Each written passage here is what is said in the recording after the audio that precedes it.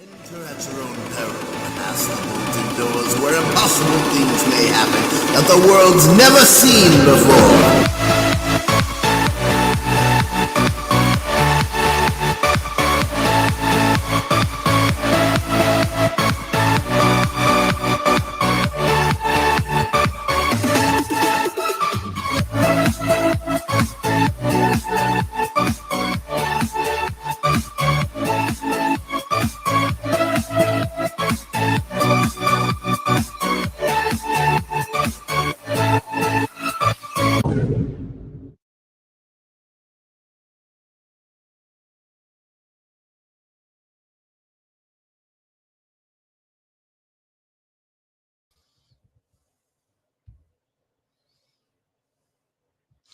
Hello, everybody, and welcome to the review of One Piece, chapter 1049, that is titled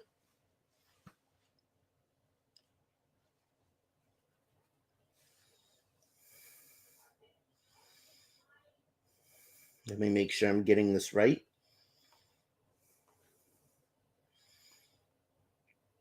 The World You Wish For, yes. One Piece chapter 1049, The World You Wish For. All right. So our boy did it. Our boy straight up did it. It's good. It's real good. All right. So in the cover story, suddenly the research lab is on fire, and so the Germ are escaping. My guess is that HG has set it on fire with his. He hit it with those laser beams. Oda gives us a nice little note here at the beginning. It says, smoked chicken salad is tasty. I heard it's good for weight loss, so I ended up buying a ton. That's nice, Oda. It's real good. We care about you. All right. So, yeah. Fierce hockey clash here. At the beginning, we're still going with the clash. And, Kaido says, I have to hand it to you for coming this far, but you'll never be able to change the world. And that's when we finally get what everybody has been waiting for, what B.D.A. law talks about almost every week, which is Kaido's flashback. And once it was Kaido's flashback, I knew it was the end of the fight. Yeah, because I mean, chapter 1049, the content in this chapter is what everybody's been waiting for. It is the end result, the breath out, the resolution, the harmonic chord of all of the Wano arc. So we get Kaido's flashback, and pretty much it tells us stuff we already know. Kaido has been a beast from the beginning. At 10 years old, he was blowing up countries. At 15, he was toppling governments, and the Marines could not handle him. And so they were gonna sacrifice him. They were gonna give him to the Celestial Dragons. Well, no, they weren't going to give him the Celestial Dragons. They were going to sign him up for Navy enlistment. And his country signed him up for Navy enlistment and gave him over to the Marines because it was the only way they could pay their country tax to the Celestial Dragons. And this kind of ties back into Alabasta because as you may remember, Alabasta was having problems paying its tax to the Celestial Dragons also, and that kind of brought up big issues. So anyway, in his past, He's getting traded by his country because he's worth a crap ton of money, and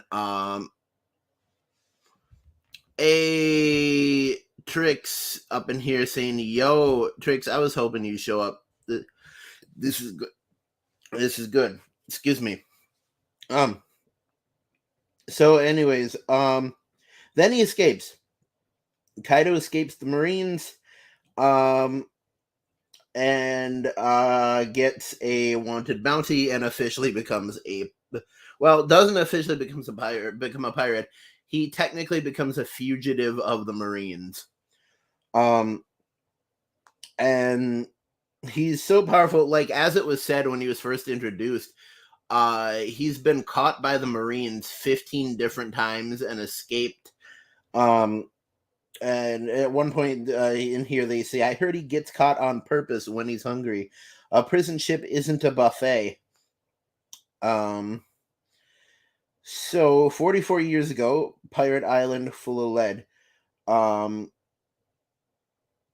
Here they say he's 15. Now, if we're tracking this, if he is 15, 44 years ago, that would set current Kaido at 59 years old. Like Luffy is, I believe it's been 10 years since he started. So Luffy started when he was 18, if I'm not incorrect. So Luffy is 28 right now. He's almost 30 years old, and he is fighting somebody who is nearly right on the cusp of 60 years old. So I mean, for Kaido to be this fit at 60 years old, my word. But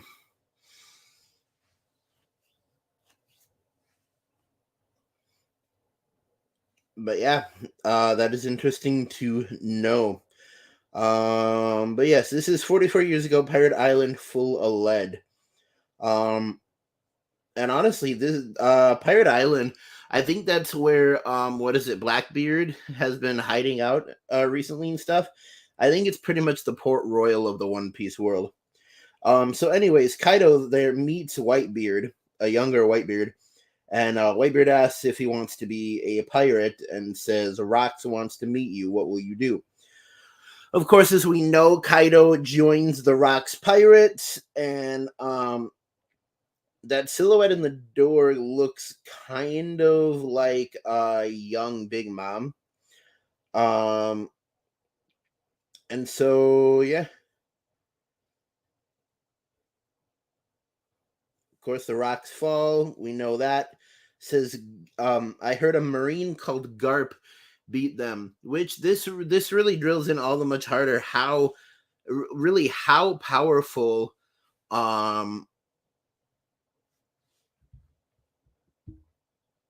oh, thank you, Trix. He says Luffy's 20. All right. Well, that even drills it in more. There's a 40-year difference there. But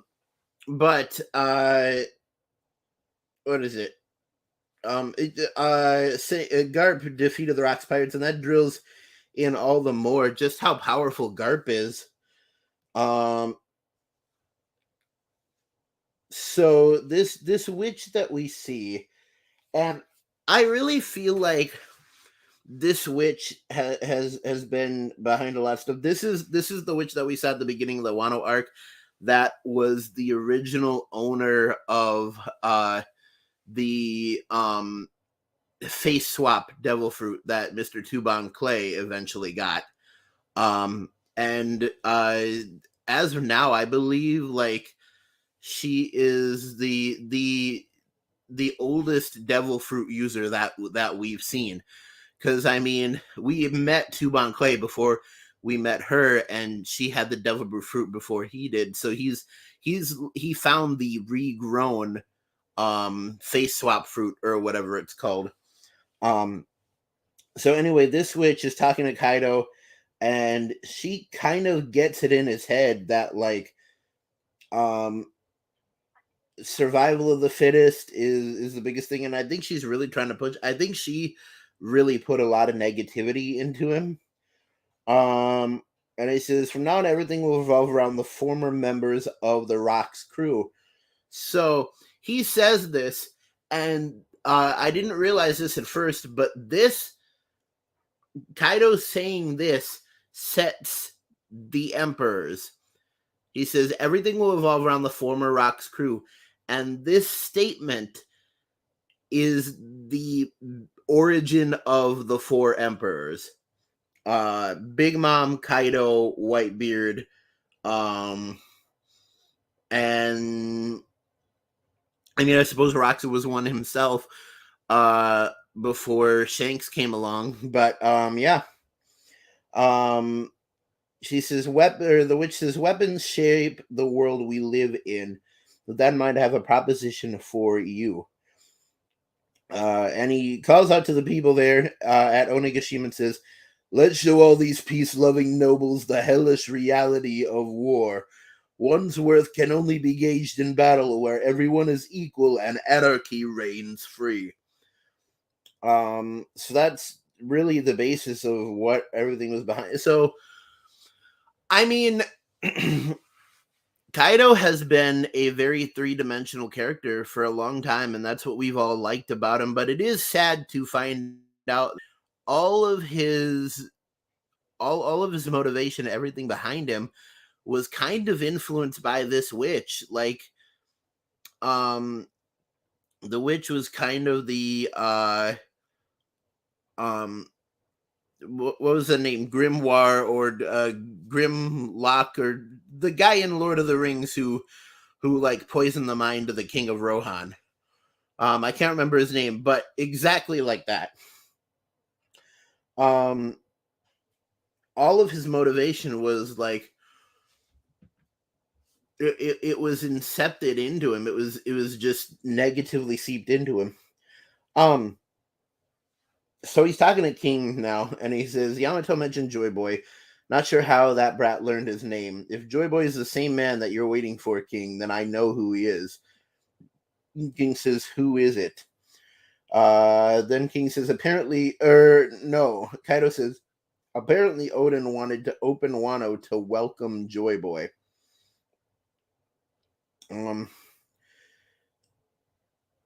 And then in the next panel, we get Kawamatsu from CP9 getting the hell away from Onigashima because he knows this is gonna be bad, and I think he knows Luffy's gonna win, and or he thinks Luffy's gonna win anyways, and he feels like he has to go tell the world government about this.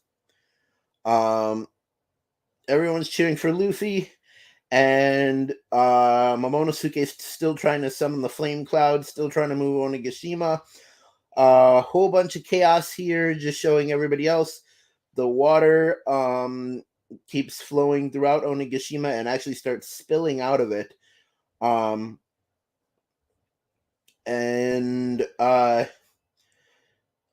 we see the result of Orochi's thing. So Denjiro bows to Hiyori, or no, in a flashback he bows to Hiyori, and he just kind of holds her here, and I mean that's nice. So everybody's kind of screaming, and it's like, the island, isn't it falling? And suddenly the flame clouds are gone, which the flame clouds being gone is a symbol to everyone that Kaido has been defeated. But still, Onigashima is about to fall like straight out of the sky. So, then we get back to the clash, and this is really the final moment, and super awesome. Kaido yells out, "Straw Hat! What kind of world do you wish to make?" And at the same moment, Momonosuke, I want to point this out, finally gets control of his flame clouds, puts a ring around Onigashima, and catches it. And so Kaido says, "What kind of world do you wish to make?" And Luffy responds with, while also punching straight through his flame haki, proving that Luffy has the stronger haki. He says, "A world where my friends can eat as much as they like." And I thought that was pretty cool, because that just proves um it just proves that Luffy's motivation, the anger behind his fist, all of it is about the people of Wano, and he's speaking in defense of everybody in Wano. And I think that's awesome. Also, I mean, these last 2 pages, honestly, you could break down these last 2 pages and make a whole new video about it. But honestly, when Kaido asks, "What kind of world do you wish to make?" it kind of makes me wonder if Kaido is just now getting it. If everything is clicking and he's like, "This is Joy Boy. I'm gonna die. This battle is over."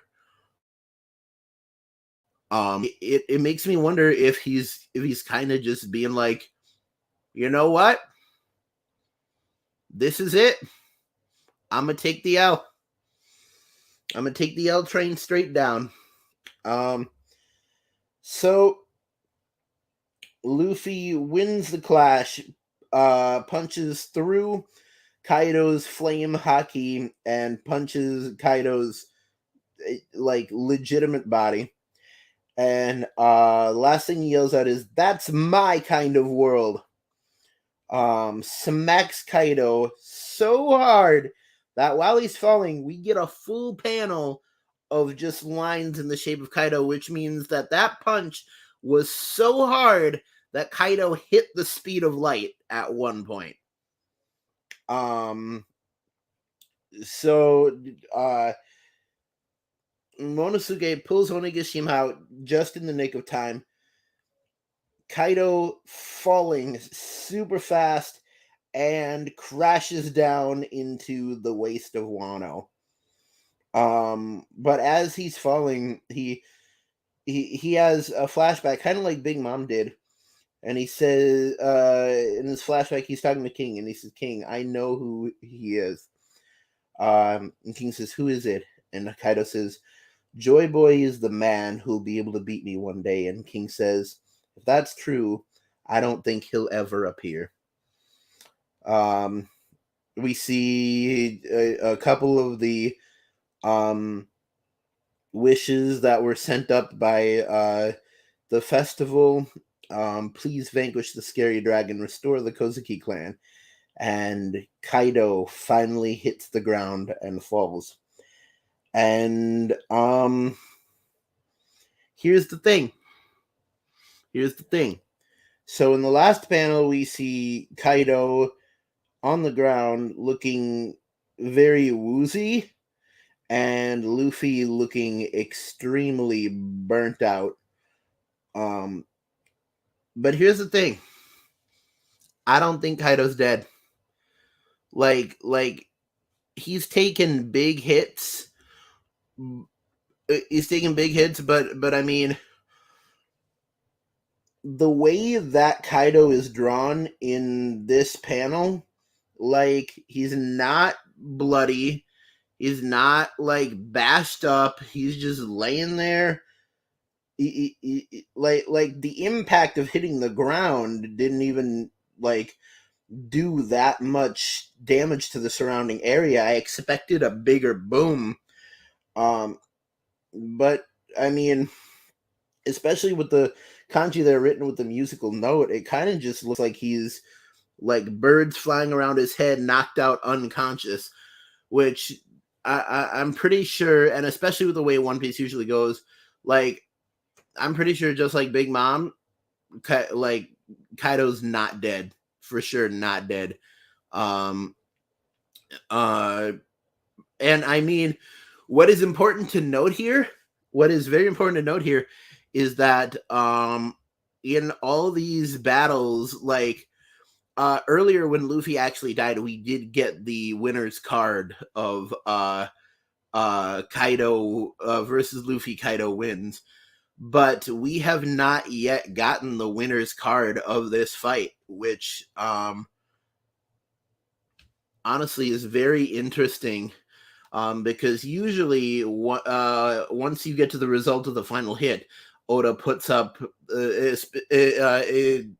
in this arc at least, Oda puts up the winner's card, or a little panel that says Kaido versus Luffy, Luffy wins, something like that. Anyways, Kaido's on the ground, Luffy's burnt out.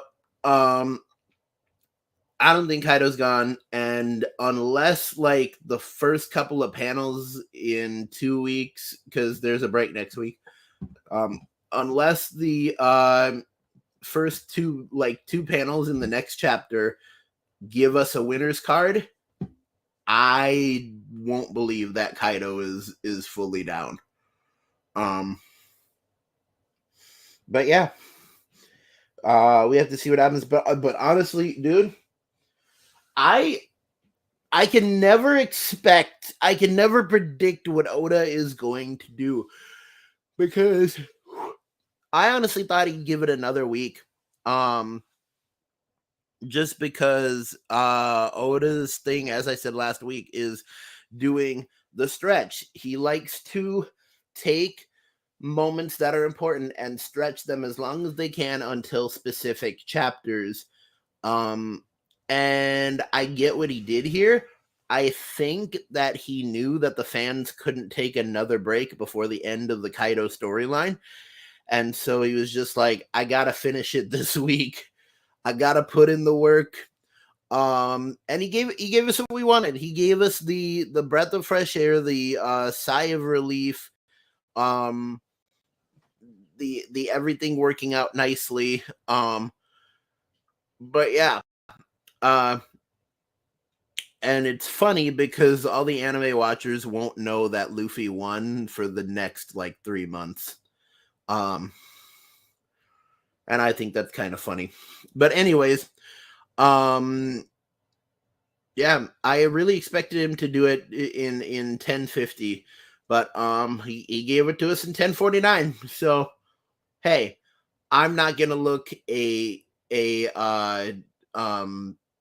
gift devil fruit in the mouth. Or no, I'm not gonna look a gift sea king in the mouth. There we go.